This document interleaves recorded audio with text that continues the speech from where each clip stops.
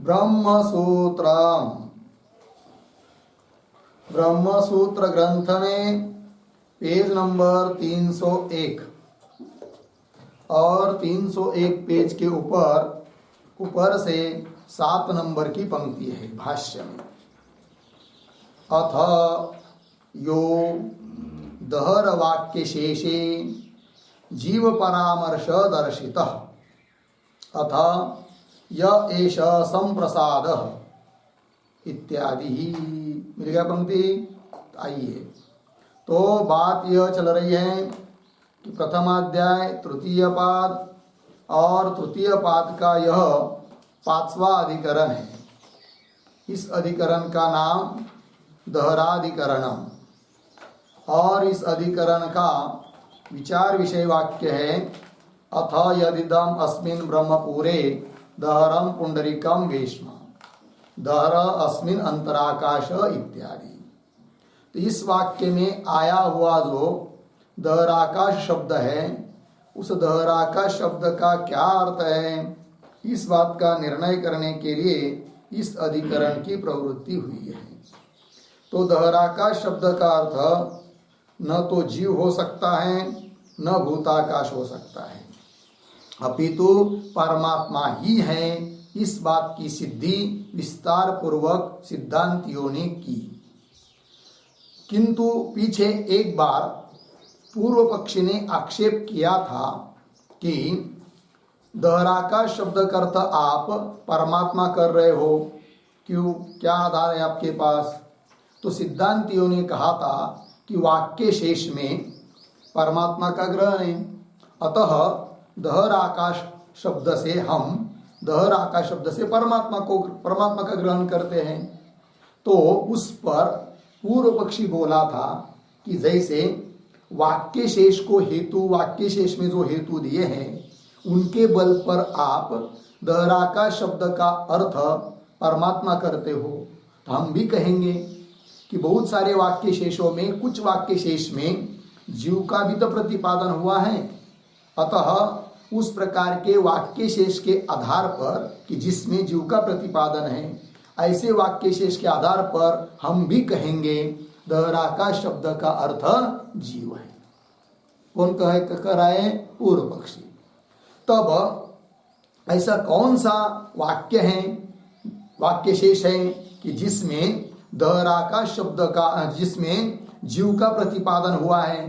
तो पूर्व पक्ष ने कहा था कि अथ य एष संप्रसादः अस्मात् शरीरात् समुत्थाय परम ज्योति उपसंपद्य स्वेन रूपेण अभिनिष्पद्यते एष आत्मा इति होवाच। यह वाक्य शेष है कि जिसमें जीव का प्रतिपादन हुआ है संप्रसाद शब्द से, अतः उसके बल पर दहराकाश शब्द से जीव को ही लेना चाहिए, ऐसा आक्षेप कर रहा है पूर्व पक्षी, किया था पीछे। तब उस समय सिद्धांतियों ने कहा कि यह बात तो सही है, क्या कि अतः एष संप्रसाद, इस वाक्य शेष में जीव का प्रतिपादन हुआ है, यह बात तो सही है, किंतु उसको लेकर दहराकाश शब्द का अर्थ जीव नहीं कर सकते हैं, सिद्धांति ने कहा। तो प्रश्न उठा, यदि ऐसी बात है तो वाक्य शेष में अथ य एष, इस वाक्य शेष में अंतिम वाक्य में जीव का उल्लेख क्यों किया गया? फिर यदि दहराकाश शब्द का अर्थ जीव नहीं करना है तो उस समय अर्थात सूत्र नंबर 18, पहला अध्याय तृतीय पाद 18 नंबर का सूत्र, उसका जो भाष्य है, तो उसके अंतिम में भाष्यकार भगवान ने ये बात कही थी क्या कि पठिष्यति च उपरिष्टात् अन्यार्थश्च परामर्श, अर्थात अथ य एष संप्रसाद, इस वाक्य शेष में जीव का प्रतिपादन क्यों हुआ है, क्या उसका प्रयोजन है, उसका विचार हम लोग आगे जाकर 20 नंबर के सूत्र में करेंगे। वह सूत्र 20 नंबर का अब आ रहा है। अर्थात इस सूत्र में क्या उत्तर देना है कि वाक्य शेष जो अथ य एष संप्रसाद, इसमें जीव का उल्लेख होने पर भी उसके बल पर दहराकाश शब्द का अर्थ जीव नहीं है, तब अतः एष संप्रसाद, इस वाक्य शेष में जीव का जो उल्लेख किया है उसका क्या प्रयोजन है, उस बात को बताने के लिए अब सूत्र आ रहा है, सूत्र नंबर 20 वाला। ठीक है, तो उसके अवतरण भाष्य को देखते हैं भाष्यकार की पंक्ति में, फिर उसके बाद सूत्र को पढ़ेंगे। तो देखिए अभी जो पंक्ति पढ़ी मैंने उसको, अतः यह दहर वाक्य शेषे जीव परामर्श दर्शित अथ यह एष संप्रसाद इत्यादि। लग गया? तो इस पंक्ति का थोड़ा अन्वय करते हैं, तो शुरू से, अथ यह दहर वाक्य शेषे, आगे जाकर अथ य एष संप्रसाद इत्यादि, पीछे जीव परामर्श दर्शित। ठीक है, देखो भाई, अथ, अब इसके बाद यह जो दहर वाक्य शेष में, अर्थात दहर वाक्य मतलब कौन सा, इस अधिकरण का विचार विषय वाक्य, अथ यदिदम इत्यादि, और उसका वाक्य शेष कौन, अथ य एष संप्रसाद इत्यादि, बहुत सारे वाक्य शेष है, ये भी एक है। तो अथ यह दहर वाक्य शेषे, कौन है वो दहर वाक्य शेष, अथ य एष संप्रसाद इत्यादि, इसमें जीव परामर्श दर्शित, जीव का परामर्श है, जीव का उल्लेख है, जीव का कथन है कि नहीं, ये बात है कही। फिर आगे सह दहरे, आगे की पंक्ति भाष्य में, सह दहरे परमेश्वरे व्याख्यायमाने न जीवोपासनोपदेशः न प्रकृत विशेषोपदेशः इति अनर्थकत्वं प्राप्नोति इति। ठीक है ना जी, आइए, सह, सह वाक्य के आरंभ में आया ना, सह दहरे परमेश्वर इत्यादि, तो सह शब्द से क्या लेंगे, सह जीव परामर्श, पीछे के वाक्य में बताया ना, तो सह शब्द का अर्थ क्या होगा, जीव परामर्श।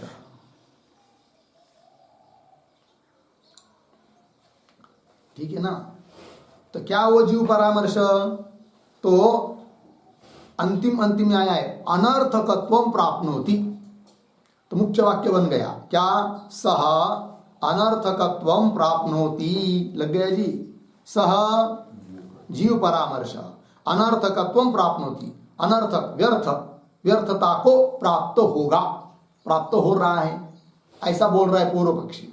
कब व्यर्थता को प्राप्त हो रहा है वो जीव परामर्श, वो बीच में दे रहे हैं। कौन सा जीव परामर्श, कि वाक्य शेष में, अथ य एष संप्रसाद, इस वाक्य शेष में जो जीव का परामर्श है, जीव का कथन है, वह जीव का परामर्श व्यर्थता को प्राप्त हो रहा है। कब, बीच में आई है, स दहरे परमेश्वरे व्याख्याय माने, ये हेतु उत्तर दिया क्या, कि कैसा वाक्य बनेगा, सह दहरे परमेश्वरे व्याख्याय माने अनर्थकत्वं प्राप्नोति। दहरे परमेश्वरे व्याख्याय माने, दहर आकाश परमेश्वर है ऐसा व्याख्यान करने पर सह अनर्थकत्वं प्राप्नोति, सह जीव परामर्श व्यर्थता को प्राप्त हो रहा है। बोलेंगे क्यों व्यर्थता को प्राप्त हो रहा है, कारण क्या, तो ध्यान दीजिए, देखो भाई, तो वाक्य शेष में उसके उल्लेख है, परामर्श है, किसका, जीव का। अब उसके बल पर यदि दहराकाश शब्द का, जो कि वाक्य के ऊपर क्रम में है, आरंभ में, तो दहराकाश शब्द का अर्थ यदि जीव करेंगे तो जीव उपासना सिद्ध हो जाती है। किंतु दहराकाश शब्द का अर्थ परमात्मा है ऐसा व्याख्यान करने पर वाक्य शेष में आया हुआ जो जीव का परामर्श, वो किस काम का फिर, क्योंकि जीव की उपासना उससे तो सिद्ध नहीं होगी, तो व्यर्थता को प्राप्त हो रहा है, ऐसा बोल रहा है पूर्व पक्षी। बात लग रही है, पंक्ति देखिए, सह दहरे परमेश्वरे व्याख्याय माने, व्याख्यान करने पर अर्धविराम, आगे न जीवोपासनोपदेश अर्धविराम, न प्रकृत विशेषोपदेश इति अनर्थकत्वं प्राप्नोति। ठीक है ना, तो न जीवोपासनोपदेश, है कि नहीं? जीव के उपासना का उपदेश सिद्ध न होने से नहीं हो पाएगा। कब? जब दहराकाश शब्द का अर्थ परमेश्वर है ऐसा व्याख्यान करने पर जीव की उपासना, जीव का उपदेश सिद्ध, जीव की उपासना का उपदेश सिद्ध न होने के कारण वह वाक्य शेष में किया हुआ जीव का परामर्श व्यर्थता को प्राप्त होता है। लगी पंक्ति। दूसरी बात, न प्रकृत विशेषोपदेश, और प्रकृत विशेष, प्रकृत विशेष क्या है जी? एक शब्द लिखिए उस पर, प्रकृत विशेष बराबर दहराकाश,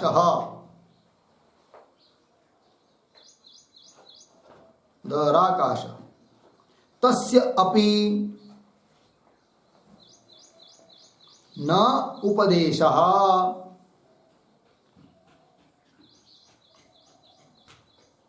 ठीक है, आइए भाई अब देखिए, तो दहराकाश शब्द जो है, उस दहराकाश, प्रकृत विशेष मतलब दहराकाश, उसका भी उपदेश नहीं है कि नहीं? या जीव का, दहराकाश करके जीव का या भूताकाश का भी उपदेश नहीं है, जिससे कि जीव का परामर्श सार्थक हो जाए। आप तो दहराकाश शब्द का अर्थ न तो जीव कर रहे हैं, न तो प्रभुताकाश आदि कुछ कर रहे हैं, अन्य ही कर रहे परमेश्वर। अतः ऐसा व्याख्यान करने पर जीव की उपासना सिद्ध न होने के कारण वाक्य शेष में किया हुआ जो जीव का परामर्श है वह व्यर्थता को प्राप्त होगा, है कि नहीं? ऐसा कह रहा है कौन? पूर्व पक्ष। देखिए भाई, सह दहरे परमेश्वरे व्याख्यायमाने न जीवोपासनोपदेश, तो जीव की उपासना का उपदेश सिद्ध नहीं होगा, और न प्रकृत विशेष उपदेश इति, ऐसा होने के कारण अनर्थकत्वं प्राप्नोति इति, अनर्थ व्यर्थता को प्राप्त होता है। ऐसा तो अनर्थकत्वं प्राप्नोति, प्राप्नोति, प्राप्नोति का कर्ता कौन है? सह, सह जीव परामर्श व्यर्थता को प्राप्त होगा, हो रहा है। इति, ऐसा यदि पूर्व पक्षी बोलता है तब उसका उत्तर दे रहे अतः आह, तब उत्तर दे रहे क्या भाई? सूत्र के माध्यम से उत्तर दिया जा रहा है। अतः पहले सूत्र का विचार कर लेते हैं। तो सूत्र का पहले उच्चारण, अन्यार्थश्च परामर्शः, अन्यार्थश्च परामर्शः, ठीक, अन्यार्थः च परामर्शः, ये सूत्र है। तो चलिए इस सूत्र के बारे में पहले थोड़ा सा हम लोग लिख लेते हैं। तो लिखिए, सूत्रावतरणम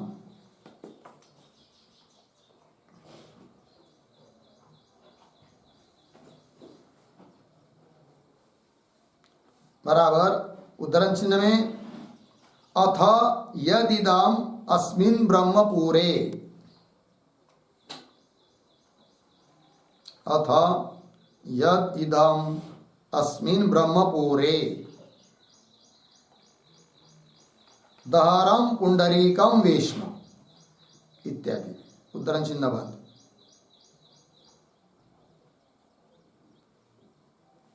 छांदोग्य 8:1-1 आगे, इत्यादि दहर वाक्ये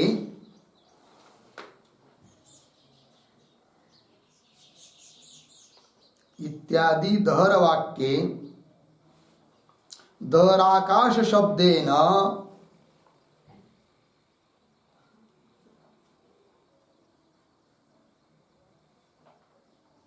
दहराकाश शब्देन परमात्मा गृह्यते चेत,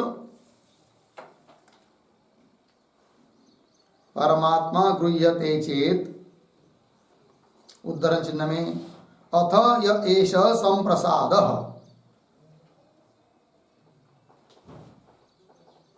अथ य एष संप्रसाद, उद्धरण चिन्ह बंद। छांदोग्य 8:3-4, 8:3-4 इत्यादि दहर वाक्य शेषे,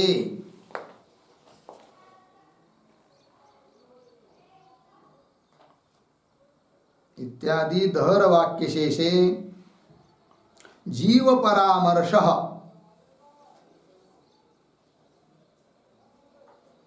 परामर्शः दर्शितः अस्ति।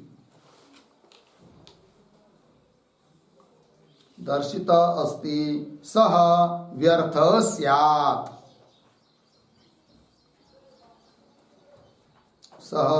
व्यर्थः स्यात्। इति चेत् आह।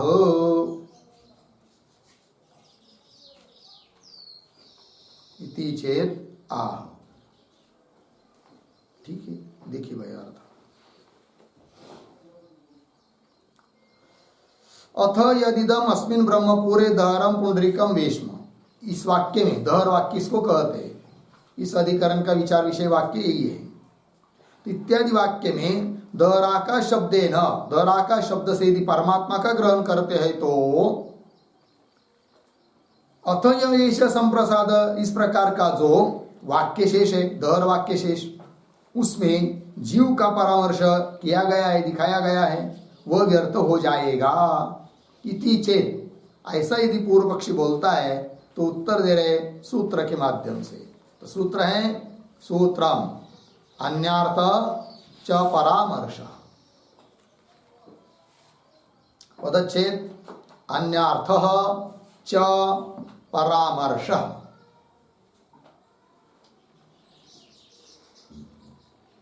आगे पदार्थोक्ति बराबर प्रतीक है परामर्श च।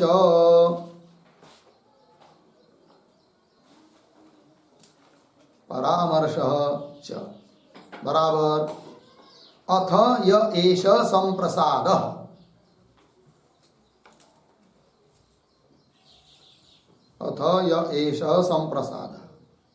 इति जीव परामर्श तू।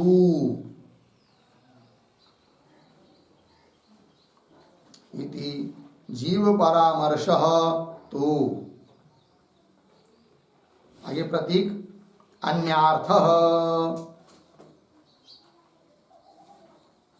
बराबर परमात्म प्रतिपादन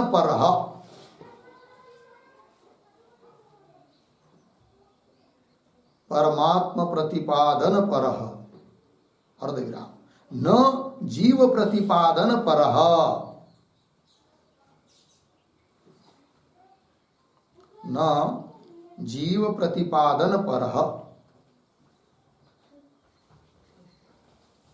ठीक है, हो गया।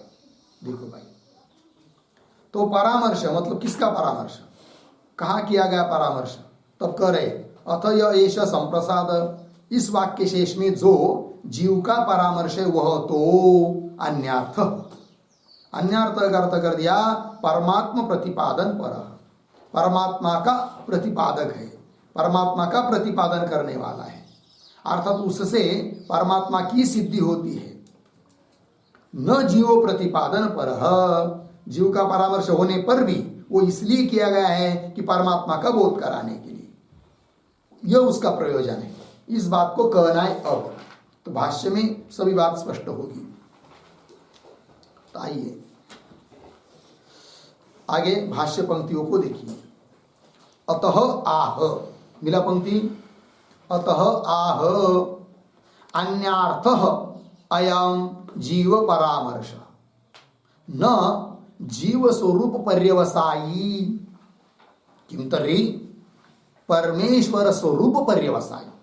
ठीक है, शुरू के शब्दों का थोड़ा अन्वय। अतः आह, इसके बाद अयम जीव परामर्श, उसके पीछे अन्यार्थ, आगे न जीव स्वरूप पर्यवसायी, आगे सरल है। ठीक है, देखो भाई, अयम जीव परामर्श, यह जीव का परामर्श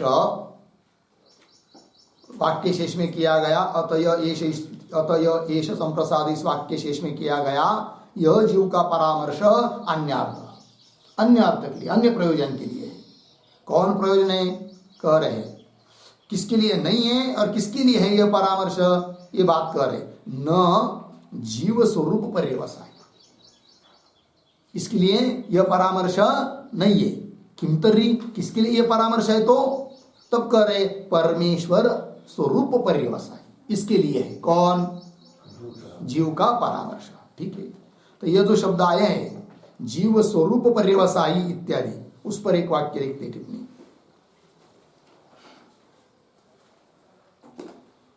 दहराकाश शब्देन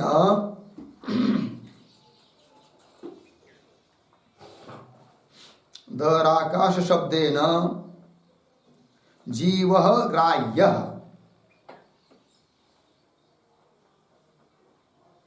जीवः ग्राह्यः इत्यर्थः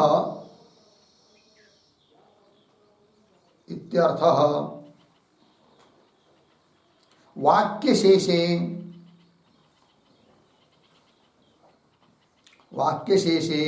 जीव परामर्शः नास्ति। जीव परामर्शः नास्ति अर्धविराम। किंतु दहरः परमेश्वरः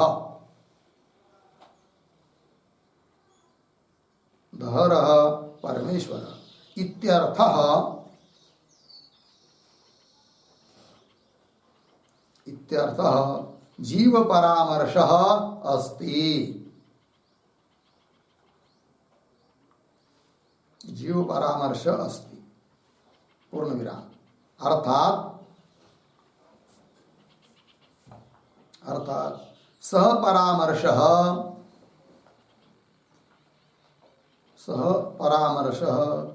जीव स्वरूपे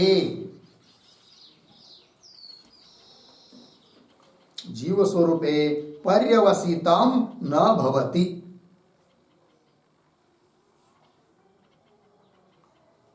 जीव स्वरूपे पर्यवसितं न भवति। किंतु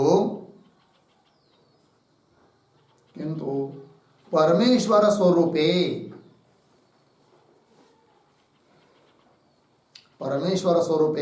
पर्यवसितं भवति। परमेश्वर स्वरूपे पर्यवसितं भवति इत्यर्थः। ठीक है, देखो भाई अर्थ। तो दहराका शब्द से जीव का ग्रहण करना चाहिए, इसलिए वह वाक्य शेष में किया गया जीव का परामर्श नहीं है। किंतु दहराका शब्द का अर्थ परमेश्वर है, इस बात को ही द्योतित करने वाला वह जीव का परामर्श है। अर्थात वह परामर्श जीव स्वरूप में पर्यवसित नहीं होता है। फिर किसको? किंतु परमेश्वर स्वरूपे पर्यवसितम भवति, परमेश्वर स्वरूप में ही पर्यवसित होता है। अर्थात उसका आशय परमेश्वर में ही, परमेश्वर को बताने में ही है ये बात, ये तात्पर्य हो गया। तो कैसे? उसका स्पष्टीकरण करना पड़ेगा। फिर तो वो दे रहे भाष्य में आगे, तो पंक्ति को देखिए भाष्य में। तो अयम जीव परामर्श अन्यार्थ न जीव स्वरूप पर्यवसायी किम तर्हि परमेश्वरूप पर्यवसायी। ठीक, अब प्रश्न कर रहा है पूर्व पक्षी, कथम, कैसे जरा बताओ। ठीक है, तो कथम इस शब्द के पूर्व में एक वाक्य लिखते हैं अवतरण, छोटा सा। दहर वाक्य शेष रूपम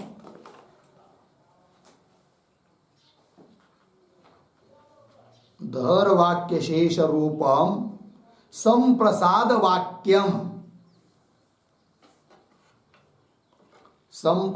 वाक्यम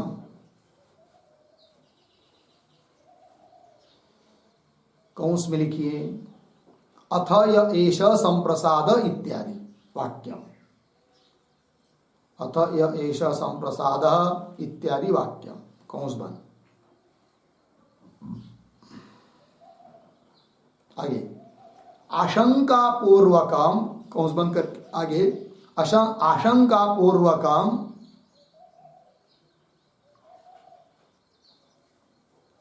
दहर ब्रह्म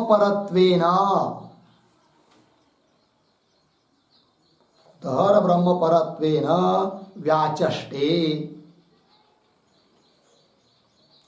या चष्टे कथम इति। ठीक है, देखिए भाई अर्थ। दहर वाक्य शेष रूपम, दहर वाक्य का शेष रूप जो संप्रसाद वाक्य है, कौन सा? अथ यह ऐसे इत्यादि, यह वाक्य शेष है। तो यह वाक्य दहर ब्रह्म परक है, इस बात को बताने के लिए व्याख्यान कर रहे आप, किंतु आशंका पूर्वक। कथम से आशंका की, तो आशंका पूर्वक वह वाक्य अथ ये संप्रसाद इत्यादि संप्रसाद वाक्य दहर ब्रह्म परक ही है, अर्थात दहर आकाश ब्रह्म है, इस बात को सिद्ध करने के लिए ही है। इस प्रकार का व्याख्यान कथम इत्यादि के द्वारा किया जा रहा है। तो कथम से आक्षेप हुआ, आशंका, फिर उसके उत्तर के रूप में बता रहे हैं आगे कथम। ठीक है, तो चलिए फिर तो आगे जो पंक्ति आ रही है, संप्रसाद शब्दोदितो जीव जागृत व्यवहारे देहेन्द्रिय पंजराध्यक्ष भूत्वा तद्वासना निर्मितांश्च स्वप्नान् नाडीचर अनुभूय शान्तः शरणं प्रेप्सुः उभय रूपात् अपि शरीराभिमानात् समुत्थाय सुषुप्तावस्थायां परम ज्योति आकाश शब्दितम परम ब्रह्म उपसंपद्य विशेष विज्ञानवत्वं च परित्यज्य स्वेन रूपेण अभिनिष्पद्यते यद अस्य उपसंपत्तव्यं परम ज्योति येन स्वेन रूपेण अयम अभिनिष्पद्यते स एष आत्मा अपद पापमत्वादि गुणः उपास्य इति एवं अर्थः अयम जीव परामर्श परमेश्वरवादिन अपि उपपद्यते। ठीक है जी, चलिए भाई, थोड़ा बड़ा वाक्य है तो देखते हैं। तो अथ एष संप्रसाद, ये जो वाक्य शेष है कि नहीं, तो उस वाक्य की योजना पूर्वक परमेश्वर में ही उस वाक्य का तात्पर्य कैसा है, इस बात का स्पष्टीकरण कर रहे हैं इस पंक्ति के द्वारा। अतः कथम के बाद जो पंक्ति है, संप्रसाद शब्दोदितो इत्यादि, तो संप्रसाद के पूर्व में एक छोटा और एक वाक्य लिखते हैं। संप्रसाद के पूर्व में लिखिए उद्धरण चिन्ह में, य एष संप्रसादः इति वाक्य योजना पूर्वकम, इति वाक्य योजना पूर्वकम परमेश्वरे तात्पर्यम आह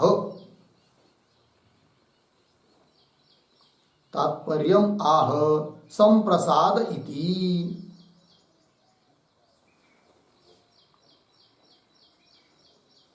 ठीक है जी, देखिए अर्थ, यह ऐसे संप्रसाद, इस वाक्य की योजना पूर्वक, इस वाक्य की योजना करते हुए परमेश्वर में उस वाक्य का तात्पर्य है, इस बात का स्पष्टीकरण कर रहे हैं। ठीक है जी, चलिए तो एक एक बात देखिए। संप्रसाद शब्दोदितो जीव, मिल गई पंक्ति। संप्रसाद शब्दोदित, उदित का अर्थ लिखिए कथित या उक्त जीव। ठीक है, तो संप्रसाद शब्द से कहा गया जो जीव, पीछे अतः ये संप्रसाद इस वाक्य का व्याख्यान करते समय बता चुके हैं कि संप्रसाद शब्द का अर्थ क्या किया गया है, जीव। तो संप्रसाद शब्दोदित, संप्रसाद शब्द से कहा गया जो जीव, वह जीव क्या जीव, तो जागृत व्यवहारे, अर्थात जागृत अवस्था में देह इंद्रिय पंजराध्यक्ष, देह और इंद्रिय रूप जो पंजर, नीड, घोसला, सापड़ा है कि नहीं, देह रूप है कि नहीं, पंजर, उसका अध्यक्ष है, उसमें मुख्य है, उसको चलाने वाला है। ठीक है, कौन? जीव, जिसके लिए कि संप्रसाद शब्द आया है। ठीक है, तो वही कहा संप्रसाद शब्दोदित जीव जागृत व्यवहारे, मतलब जागृत अवस्था में देहेंद्रिय पंजराध्यक्ष जीव। ठीक है, फिर आगे क्या जी? तो थोड़ा अन्वय करते हैं अध्यक्ष के बाद, 2-4 शब्द छोड़कर आया है नाड़ी चरह। नाड़ी चरह, फिर उसके पीछे तद्वासना निर्मितांश्च स्वप्नान, तद्वासना निर्मितान च स्वप्नान। फिर आगे अनुभूय, आगे सरल है। तो देखिए भाई अर्थ, तो का अर्थ क्या? संप्रसाद शब्द का अर्थ उदित कथित संप्रसाद शब्द से कहा गया जो जीव, वह जागृत अवस्था में देह इंद्रिय पंजर का अध्यक्ष होता हुआ नाड़ी चर, नाड़ी में विचरण करने वाला है। सभी नाड़ी में, सभी शरीर के सभी भागों में विचरण करने वाला है, नाड़ी चर। फिर क्या? तद्वासना निर्मितान स्वप्नान, जागृत अवस्था का अनुभव किया सभी वस्तुओं का, फिर अनुभव करके संस्कार उत्पन्न हुए। फिर वो जागृत वासना, जागृत अवस्था के जो संस्कार, उस संस्कार से, उस वासना से निर्मित जो कौन? स्वप्न पदार्थ। ठीक है ना, तो पद आया है यहां पर तद्वासना निर्मितान च स्वप्न। तो तद्वासना मतलब कौन वासना, उस पर एक वाक्य लिखेंगे। तो जागृत अवस्थानुभवजन्य,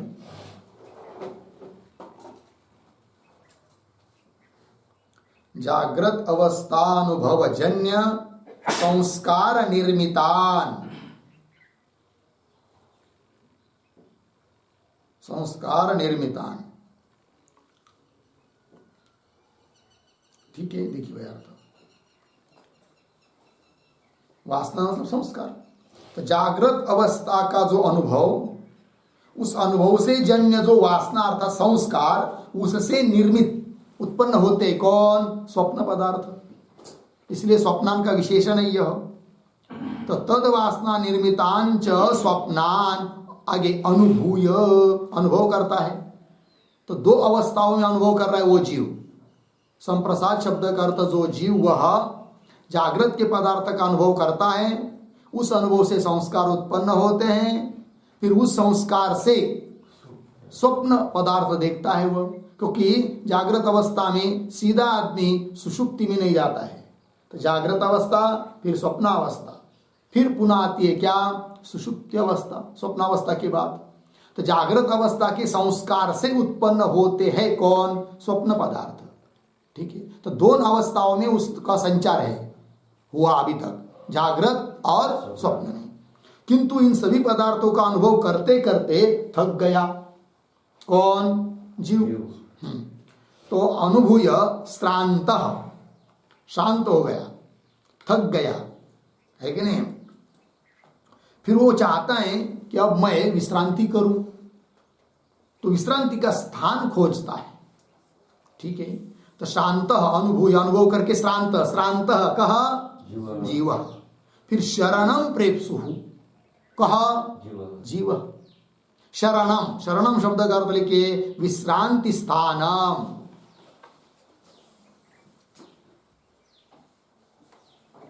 शरणम करता है विश्रांति स्थानम। फिर आ गया है प्रेप्सु, प्रेप्सु करता है प्राप्तुम इच्छु।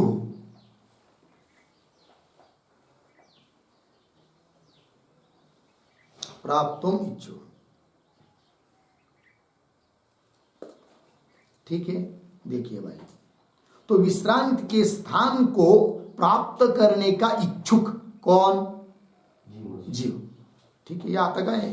तो शरणम प्रेप्सु, फिर आगे क्या करता है? उभय रूपात अपि शरीराभिमानात् समुत्थाय, दोनों प्रकार के शरीरों का अभिमान छोड़ देता है। जागृत अवस्था में प्रधान है स्थूल शरीर, उसका भी अभिमान छोड़ देता है। और सुषुप्ति अवस्था में स्वप्न अवस्था में प्रधान है कौन? वासनामय लिंग शरीर, उसका भी अभिमान छोड़ देता है वह जीव, समुत्थाय, अभिमान का त्याग करके। तो वह रूपादपि शरीराभिमानात, उस शरीर अभिमान से समुत्थाय, उठकर, अलग होकर, अर्थात उसका अभिमान छोड़कर फिर सुषुप्त अवस्थायाम, सुषुप्त अवस्था में चला जाता है कौन? जीव। ठीक है, तो सुषुप्त अवस्थायाम मिला ना इतना, तो यहां से लेकर थोड़ा सा आगे अन्वय करते हैं। तो सुषुप्त अवस्थायाम, दो शब्द छोड़कर आकाश शब्दितम, पीछे परम ज्योति ही, आगे परम ब्रह्म, आगे सरल है। देखो भाई, तो दोनों प्रकार के शरीरों का अभिमान छोड़कर सुषुप्ति अवस्था में जाता है वो। लेकिन सुषुप्ति अवस्था में कहा तो आकाश शब्दितम, आकाश शब्द से प्रतिपाद्य ऐसी जो परम ज्योति, परम ब्रह्म, जिसके लिए आकाश शब्द का प्रयोग हुआ है, तो आकाश शब्दितम, आकाश शब्द से प्रतिपाद्य जो परम ज्योति ही, परम ब्रह्म, परम ज्योति, ऐसा जो पर ज्ञान स्वरूप, ऐसा जो पर ब्रह्म, उसको उपसंपद्य, प्राप्त होकर, प्राप्त होता है कौन? जीव। सुषुप्ति अवस्था में परम ज्योति अर्थात जो परम ब्रह्म, उसको प्राप्त होता है जीव। तो आगे चलिए, तो परम ब्रह्म उपसंपद्य, प्राप्त होकर फिर क्या? विशेष विज्ञानवत्वम च परित्यज्य, और जो विशेष विज्ञान है, ज्ञान, वृत्ति रूप ज्ञान, उसका भी वो उस समय क्या कर देता है?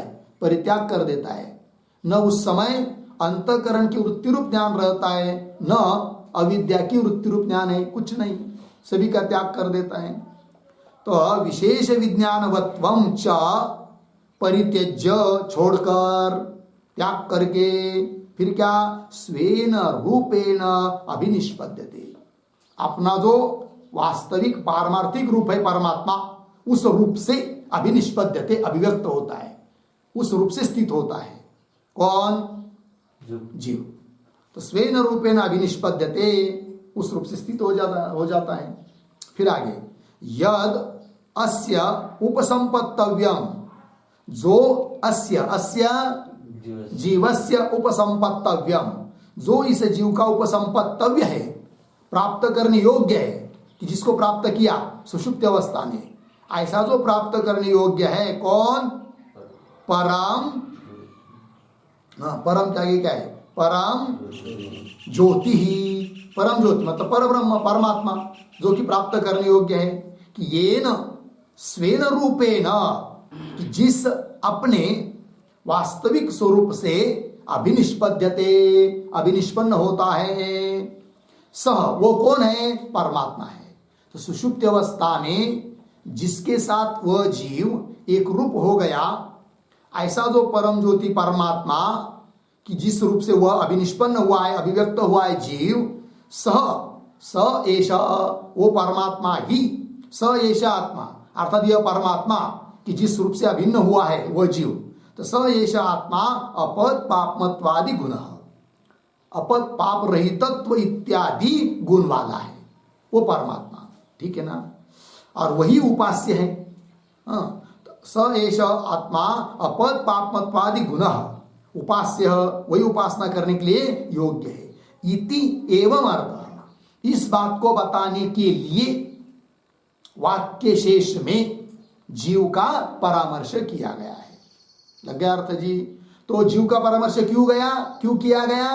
तो जीव का परामर्श इसलिए किया गया कि जीव भी अपने जिस रूप से, वास्तविक रूप से सुषुप्ति अवस्था में अभिनिष्पन्न होता है, वह आत्मा, वह परमात्मा अपर पापमत्वादि है, पाप रहित है, पाप रहितत्व इत्यादि गुण वाला है। इस बात को बताने के लिए वाक्य शेष में क्या जीव का परामर्श किया गया है, न कि दर वाक्य में दहराकाश शब्द का अर्थ जीव हो जाए, इसके लिए वह वाक्य शेष में जीव का परामर्श किया गया नहीं है।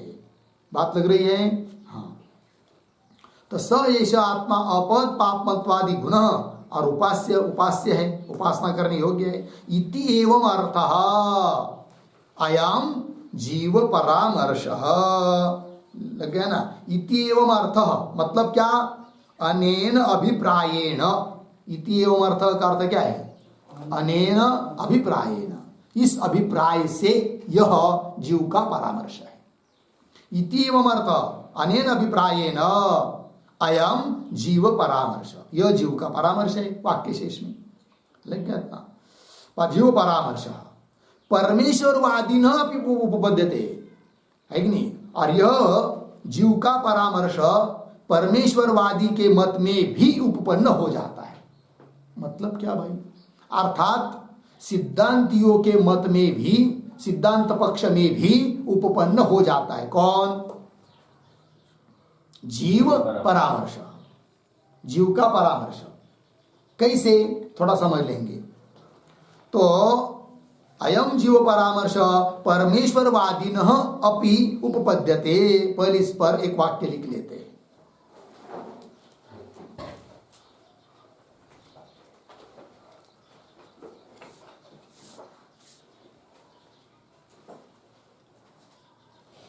यथा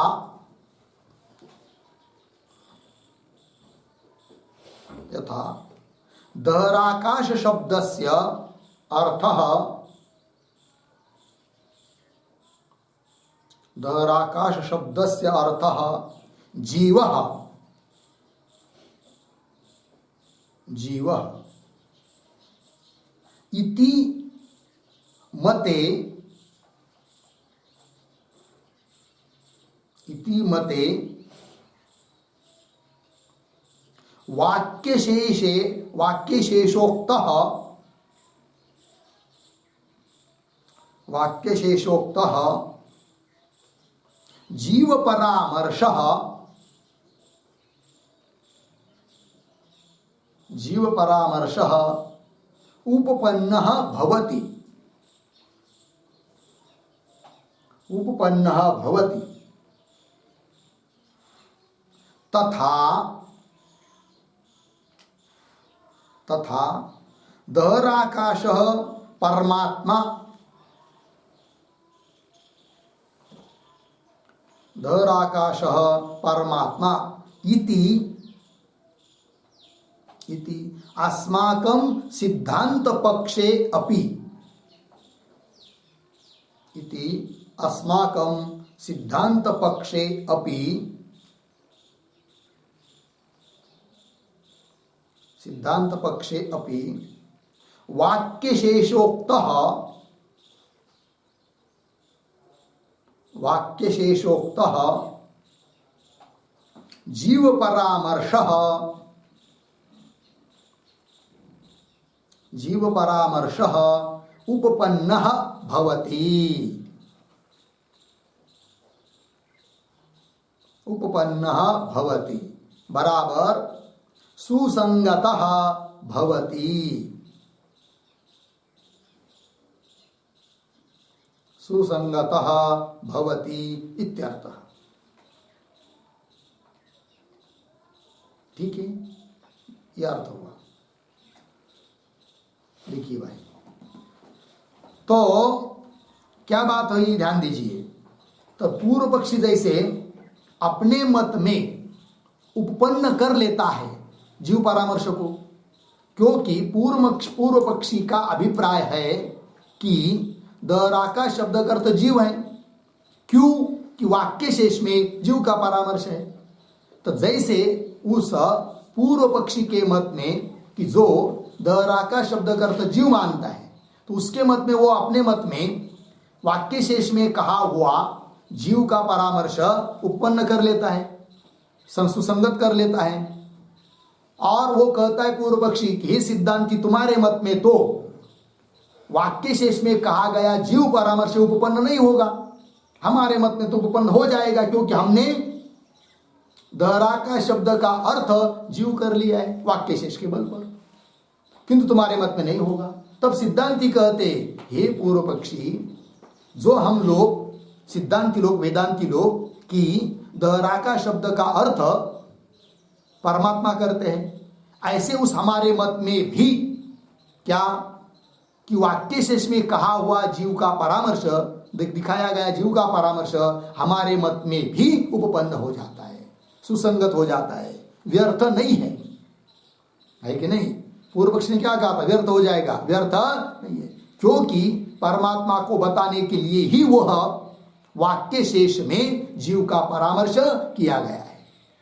अब उस वाक्य शेष में किया गया जीव का परामर्श कैसा परमात्मा में ही पर्यवसित होता है, इस बात का स्पष्टीकरण भाष्य में अभी अभी कर दिया है कि जागृत अवस्था में जो संप्रसाद शब्द का अर्थ जीव जागृत अवस्था में सभी पदार्थों का अनुभव करता है, फिर उस अनुभव से जन्य जो संस्कार, उस संस्कार के बल पर स्वप्न पदार्थों का अनुभव करता है, फिर थक जाता है, थकने के बाद विश्रांति का स्थान चाहता है, प्राप्त करना चाहता है, फिर उन दोनों शरीरों का अभिमान त्याग कर देता है, विशेष ज्ञानवत्व का भी त्याग कर देता है, फिर सुषुप्ति अवस्था में है क्या उस परमात्मा रूप से स्वयं रूप से अभिनिष्पन्न हो जाता है, ठीक है ना, अभिव्यक्त हो जाता है, उससे तादात्म्यपन्न हो जाता है, ठीक है ना। और ऐसा जो परमात्मा है कि जिस रूप से वह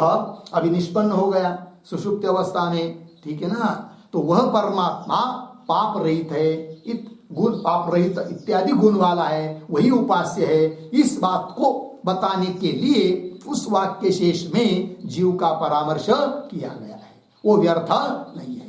तो ऐसे हमारे मत में भी, हमारे मत में मतलब दहरा का शब्द का अर्थ परमात्मा है, अर्थात परमात्मावादी हम जो लोग हैं उस हमारे मत में भी वह जीव का परामर्श उपपन्न हो जाता है। वही अंतिम पंक्ति में बताया भाष्य के, अयम जीव परामर्श परमेश्वरवादिनः अपि, मतलब परमेश्वर, दहरा का शब्द का अर्थ परमेश्वर है, इस बात को कहने वाले के मत में भी, सिद्धांत मत में भी उपपद्यते। उपपद्यते, उपपद्यते का कर्ता कौन है? हाँ, जीव परामर्श उपपद्यते, लग गया? हाँ, चलिए भाई, तो सुषुप्ति अवस्था में भी जीव परमात्मा स्वरूप ही हो जाता है, किंतु वह अज्ञानावच्छिन्न, अज्ञान विशिष्ट परमात्मा है। हम लोगों को तो अज्ञान का बाध करके केवल उपाधि रहित शुद्ध परमात्मा रूप से अभिनिष्पन्न होना है, इसलिए ज्ञान प्राप्त करके अहम ब्रह्मास्मि इत्याकार ज्ञान प्राप्त करके अज्ञान का बाध करके स्वस्वरूप से अभिनिष्पन्न होना है, उसके लिए ये सब शास्त्र है। लग गया जी? आइए, तो बात हो गई ना। तो जो प्रतिज्ञा की थी 18वें सूत्र के भाष्य में अंतिम में कि जीव का परामर्श का प्रयोजन क्या है, वो हम आगे 20वें सूत्र में कहेंगे, तो वो बात यहाँ पर कह दी। हो गया आगे? आगे चलिए, अब आगे 21 नंबर का सूत्र उसको पढ़ते हैं। 20 नंबर के सूत्र का भाष्य पूरा हुआ। तो आइए, अल्पश्रुते रीति चेत तदुक्तम, ठीक है, अल्पश्रुते हैं इति चेत तद उक्तम, ऐसा पदच्छेद है।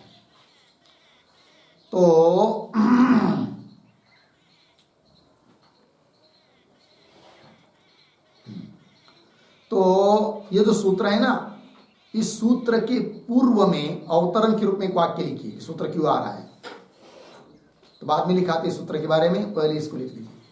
जीव परामर्शस्य गतिम उक्त्वा,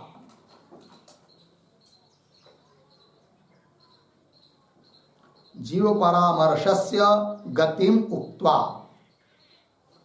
दर्शुतेः, दर्शुतेः गतिम शंका द्वारा आह, शंका द्वारा आह अल्प इति सूत्र। ठीक है, आइए क्या बात हुई कि अभी तक ऊपर जीव परामर्श से गति मुक्त्वा, जीव का परामर्श क्यों वाक्य शेष में किया है, उसकी क्या गति है, क्या संगति है, क्या प्रयोजन है, यह बात कह दिया। कहने के बाद अब धर श्रुते, धर मतलब अल्प, अल्प धर आकाश मतलब अल्प आकाश, तो जो धर श्रुति है अल्पत्व को बताने वाला शब्द है धर, तो उसकी गति, उसका प्रयोजन शंका को लेते हुए दिया जा रहा है, शंका द्वारा सूत्र के माध्यम से। ठीक है, तो सूत्र का उच्चारण किया। अब इस सूत्र के बारे में थोड़ा हम लोग लिख लेते हैं, फिर उसके बाद उसका भाष्य का विचार करेंगे। तो आइए, तो लिखते हैं सूत्रावतरणम।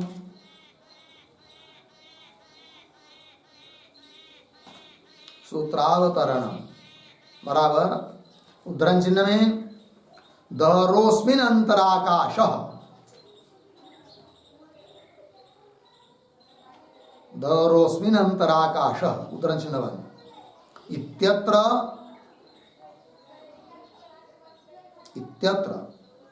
आकाशस्य अल्पत्वम्,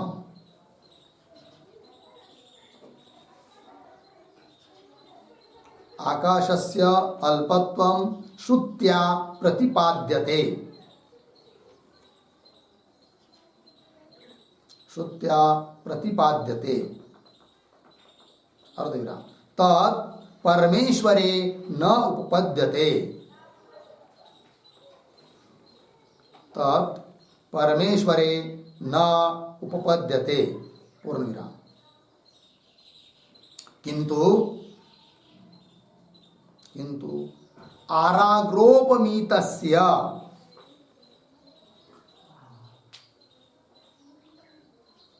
आराग्रोपमीतस्य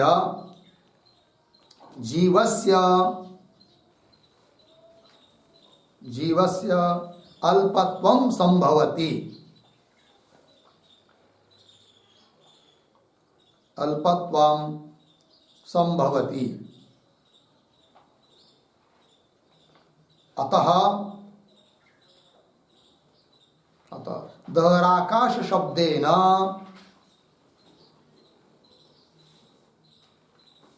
दहराकाश शब्देन जीवः एव अस्तु,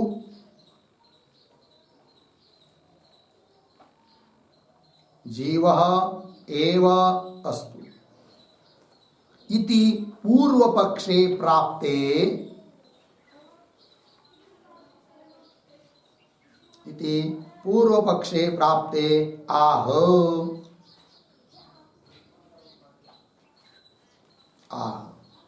फिर नीचे के पंक्ति में सूत्रम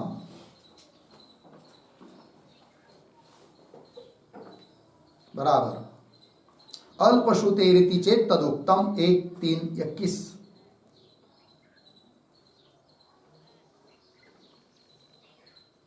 पदच्छेद अल्पश्रुतेः इति चेत तत् उक्तम, पदच्छेद हुआ।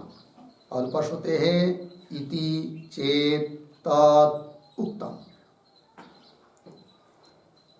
ठीक, फिर नीचे पदार्थोक्ति,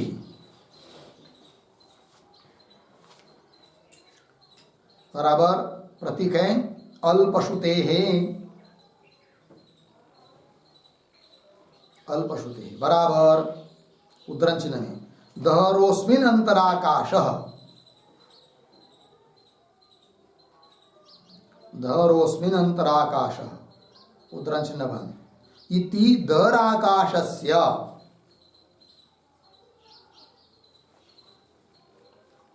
इति दहराकाशस्य अल्पत्व श्रवणात्,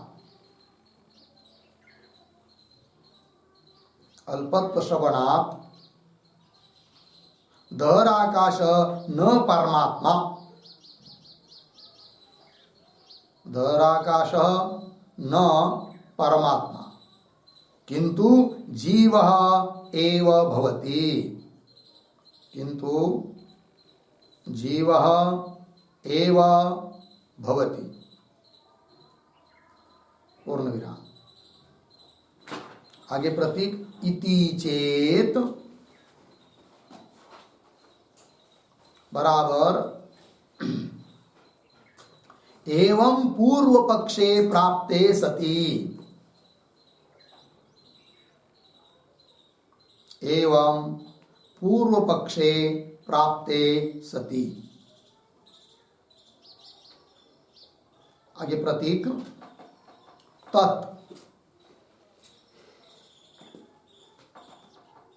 उत्तम, प्रतीक है तत् उत्तम, बराबर तत् बराबर तत्र, तत् का अर्थ करेंगे तत्र। आगे उत्तम बराबर उद्धरण चिन्ह में अर्भकौकस्त्वात्, अर्भकौकस्त्वात्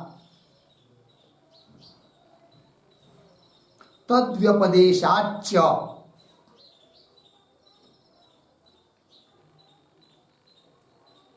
तद्व्यपदेशाच्च नेति चेन्न, नेति चेन्न निचायत्वात्, निचायत्वात् एवं व्योमवच्च, एवं व्योमवच्च। उद्धरण चिन्ह बन ब्रह्मसूत्र 1-2-7, 1-2-7 इत्यत्र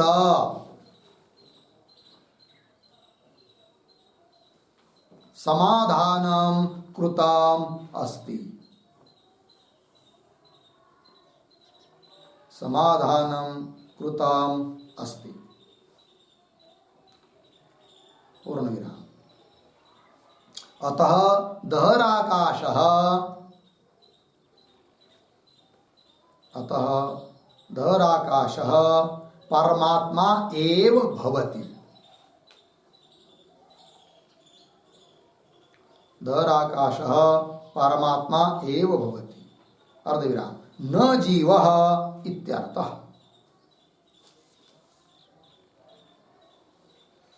न जीवः इत्यर्थः। हो गया ना? देखिए भाई अर्थ तो दहर अस्मिन् अंतर आकाश, ये जो विचार विषय वाक्य है, इत्यत्र इस वाक्य में आकाशस्य अल्पत्वं श्रुत्या प्रतिपाद्यते। श्रुति ने आकाश को अल्प कहा है। दहर आकाश, दहर मतलब अल्प, दहर शब्द का अर्थ अल्प होता है, तो अल्प आकाश कहा गया है। तो आकाशस्य अल्पत्वं श्रुत्या प्रतिपाद्यते और तद परमेश्वरे न उपपद्यते, और वो परमेश्वर में उपपन्न नहीं है। अर्थात दहर आकाश शब्द का अर्थ परमेश्वर करेंगे तो परमेश्वर तो अल्प हो जाएगा फिर, जबकि परमेश्वर अल्प नहीं है। परमेश्वर तो महत् परिमाण वाला है, महान है, व्यापक है। अतः यह जो दहर आकाश कहा गया है, अल्प आकाश, वो परमेश्वर में उत्पन्न नहीं हो सकता। फिर किसमें उत्पन्न हो सकता है? तो अल्प ऐसा जो जीव, यद्यपि जीव भी महान है, तो भी जीव के लिए आरा के अग्रभाग की उपमा दी है। इससे सिद्ध होता है कि अल्पत्व संभव है जीव में। अतः दहर आकाश शब्द से जीव को ही लेना चाहिए। वही दे रहे, किंतु आराग्रोपमितस्य जीवस्य, आरा के अग्रभाग की उपमा दी है किसको? जीव को। आराग्रोपमितस्य जीवस्य, उस जीव में अल्पत्व संभव, अल्पत्व हो सकता है। अतः दहराका शब्देन जीव एव अस्तु, दहराका शब्द का अर्थ जीव ही रहने दो। इति, इस प्रकार से पूर्व पक्षे प्राप्ते, ऐसा पूर्व पक्ष प्राप्त होने पर उत्तर दे रहे सूत्र के माध्यम से। तो सूत्र क्या आया? अल्पश्रुते रीति चेत तदुक्तम। तो पदच्छेद बता दिया, अल्पश्रुते इति चेत तदुक्तम, पदार्थोक्ति। अल्पश्रुते है प्रतीक है, मतलब दहरोस्मिन् अंतराकाश इति, दहराकाशस्य अल्पत्वं श्रवणात्। दहराकाश को क्या बताया है? अल्प बताया है। अल्पत्व श्रवणात्, अल्पत्व श्रुति ने बताया हुआ होने के कारण दहराकाश न परमात्मा, दहराकाश परमात्मा नहीं है। क्योंकि अल्प बताया है, तो दर आकाश न परमात्मा, किंतु कौन है फिर? जीव एव भवति।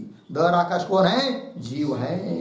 लगे जी, ये इस प्रकार इति चेत, मतलब इस प्रकार पूर्व पक्षी यदि बोलता है तो इति चेत एवं पूर्व पक्षी प्राप्ते सती, तब कह रहे तद उत्तम, सूत्र का पद है तो उत्तर दे रहे तद उत्तम, मतलब इस शंका का उत्तर हमने पीछे दे चुके हैं, पीछे दे दिया है, अतः उसी उत्तर का अनुसंधान यहां पर करना चाहिए, अलग से पुनः उत्तर देने की जरूरत नहीं है।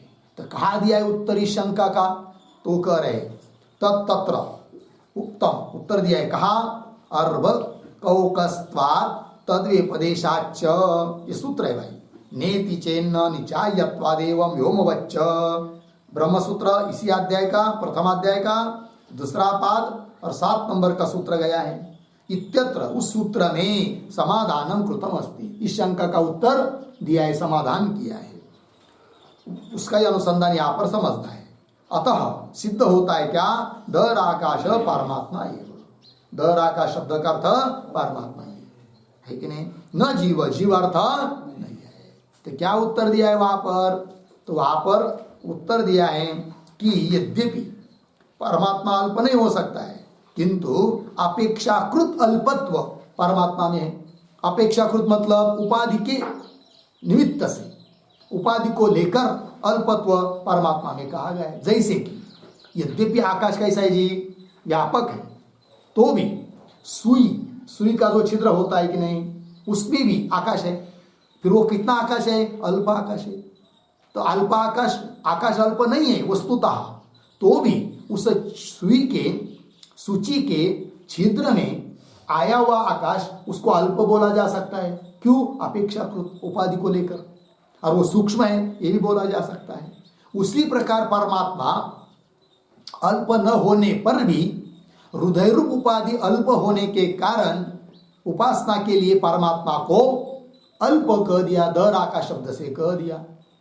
किंतु इसका मतलब यह नहीं कि दर आकाश शब्द का अर्थ परमात्मा नहीं हो सकता, अपितु दर आकाश शब्द का अर्थ परमात्मा ही है, जीव नहीं। इस बात की सिद्धि कर दिया। ठीक है, अब इस सूत्र के ऊपर भाष्य है, किंतु उस भाष्य का और आगे का कुछ विचार हम लोग बाद में करते हैं। ओम पूर्णमदः पूर्णमिदं पूर्णात् पूर्णमुदच्यते पूर्णस्य पूर्णमादाय पूर्णमेवावशिष्यते। ओम शांति शांति शांति।